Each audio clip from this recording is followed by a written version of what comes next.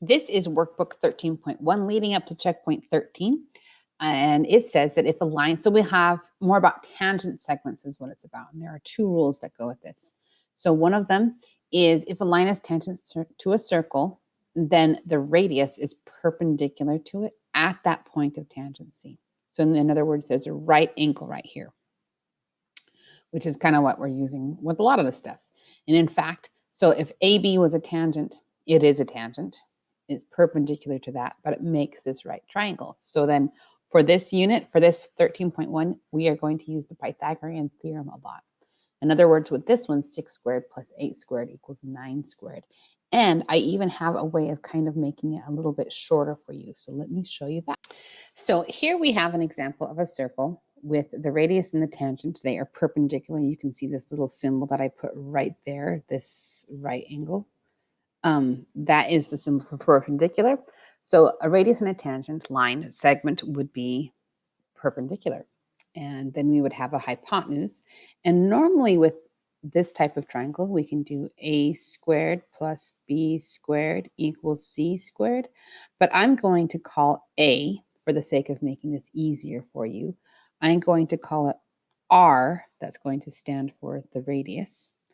And then, so it's going to be r squared plus t, which is standing for the tangent squared, is equal to h, which is standing for the hypotenuse squared. So if we want to find a radius, we can rearrange this equation, and it would be the square root of the hypotenuse squared minus the tangent segment squared. Or if we were supposed to find the length of the tangent segment,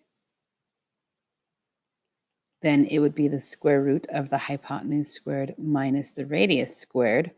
Or if we wanted to find the length of the hypotenuse, it would be the square root of the radius squared plus the tangent squared.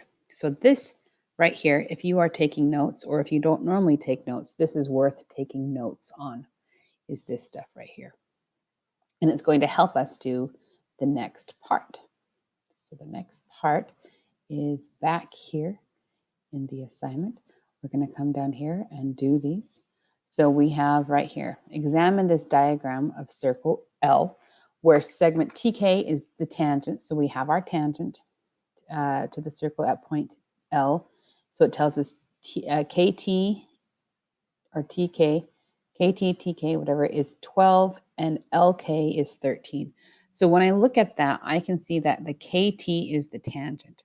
I have drawn a little example of what that would look like. So I'm going to fill in the numbers on my little picture. So KT is 12, KL is the hypotenuse, and it's 13. And it asks us, what is the radius? So I'm going to use this equation up here that we had, and I would have that it is the square root of the hypotenuse squared, subtract the tangent line squared, and you can just type that into Desmos, and you would get 5. So coming back here, 5, and the next problem. So this is a very similar thing. We have a hypotenuse, we have a leg. We need to do the square root of the hypotenuse squared minus the tangent squared. This is very similar to the last one.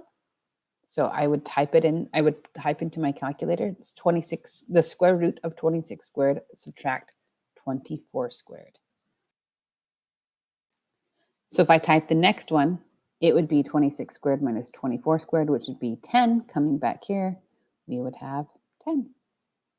And it is that simple. Submit, submit. 2 tangent segments. What this has to do with, if we can get there before Strong Mind does, is 2 tangent segments. It says that if you have 2 tangent segments and it makes it look like, it actually just makes it look like a bird, kind of like this. Pause.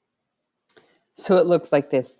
It is the 2 tangent segments, looks like a bird. And what it's saying that if we were to have that point of tangency connected to both of them like this, You have the right angle here, right angle there.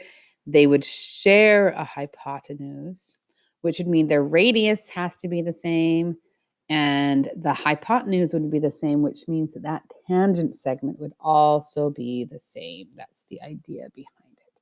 So let's come back into this lesson. And it tells that we just went over why it works. And then it's just solving them. You're going to have some algebra with this thing, and it's okay. You can do it. So basically, it's just saying that we have these two segments. We know that they are the same. We're supposed to solve it. For this particular one, we have some particularly nasty looking fraction things.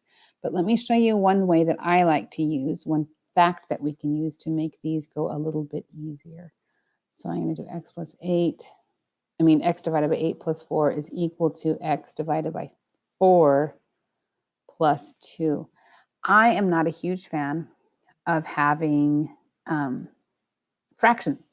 So I can see that 8 and 4, if I were to multiply both sides by 8, I would be able to get rid of those fractions. So I'm going to do that first.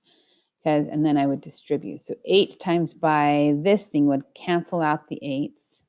And I just have x. And then 8 times by 4 is 32. And then 8 times by x over 4 would be like doing 8 divided by 4. So that'd be 2x. And 8 times by 2 is 16. So now this is something that is way more familiar. I know how to solve it. Well, I knew how to solve it in the first place, but it might be easier for you to solve it. So I am going to subtract x. And I'm also going to subtract 16 at the same time because I like to do two things at once because that's how my brain likes to work. So we get 16 is equal to x. And let me see what this question asked. Did it ask what was 16? Nope, it wanted to know the length of JW. So JW was this one. This inner part right here is JW. So we're going to put the x in for that one. So we'd have 16 divided by 8 plus 4. Well, 16 divided by 8 is 2 plus 4 is indeed 6. So we can answer here 6. Nice. And basically the same question, what is the length of JV? So we just set those equal to each other. We have 5x plus 9 is equal to 9x plus 1. And then I just realized I didn't share this thing with you. So we did that last time, put 16 into that one. And then we got 16 divided by 8 is 2. And then 2 plus 4 is 6. So we have this one. We're going to solve this for x. I'm going to subtract 5x. I'm going to stay on that right side and then subtract the number part for both sides. So I subtracted an original thing from both sides, so that's something canceled.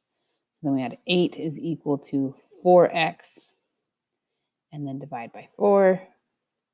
2 is equal to x, and I believe it wants us to find something. What is the length of JV? So that means we can plug it back in technically to either one of them. This one is the one that said JV, so I'll just put it in that one. So we do 9 times 2 plus 1, so that's 18 plus 1 is 19. Nice and easy. Lemon squeezy. Checkpoint 13, we're going to start out basically doing the same thing that we just ended 13.1 doing.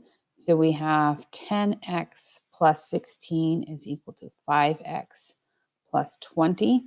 So we will, I'm going to subtract 16 from both sides and at the same time subtract 5x. So let me show you what I'm doing right here. And so that those will cancel. I have subtract 5x. So then I'm left with 5x is equal to 20 subtract 16 is 4. And I'm going to come back and double check everything that I did this correctly. 5x plus 20. Good, and we do have fraction answers. Okay, 5x plus 4, and then divide by 5, divide by 5. So x is equal to 4/5. And the question asks, what is CB? So we can put that back into either one of them. CB technically was this one right here. So I'm going to put it back into that, which will be nice. So 5 times 4/5 multiplied by 4/5 plus 20. The 5's will cancel, so then it's just 4 plus 20, which is 24. No fractions needed. So we have 24. Next question. The same type of thing. So I'm going to write this down. 3x plus 10 equals 7x minus 6. We will subtract 3x. Here we go. Switch it over. Subtract 3x and add 6.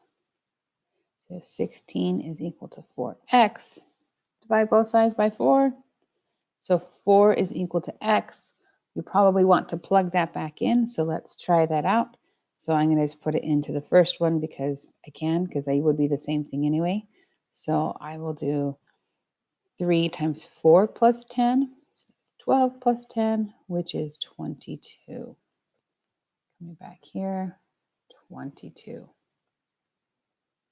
Sweet. Next one. I'm going to pause here. Okay, keep on going. So it tells us, let's see, I'm just going to look at the picture and I can see that KT is the tangent. So I know my tangent is 6, and then LK is the hypotenuse, is 6.5. So I can do the square root of 6.5 squared, subtract 6 squared. I can do that in decimals. So we come back here and we can do square root. Square root of 6.5 squared minus 6 squared. And we got 2.5. So back to our answer, we have 2.5. Last one is basically the same thing. So it would be 5 squared minus 3 squared. 5 squared is 25. 3 squared is 9. 25 subtract 9 is 16. And the square root of 16 is 4. That was nice. We can do that verbally. Okay, so that was checkpoint 13 with the workbooks.